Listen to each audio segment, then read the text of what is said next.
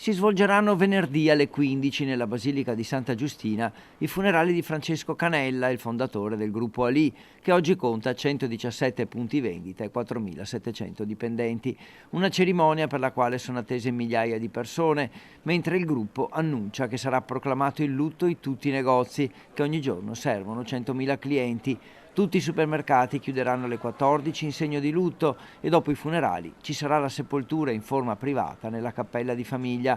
In queste ore è aperta anche la camera ardente nella casa funeraria Santinello, che resterà aperta fino alle 12:30 di venerdì. Infine è stata attivata una raccolta fondi per Medici con l'Africa QAM.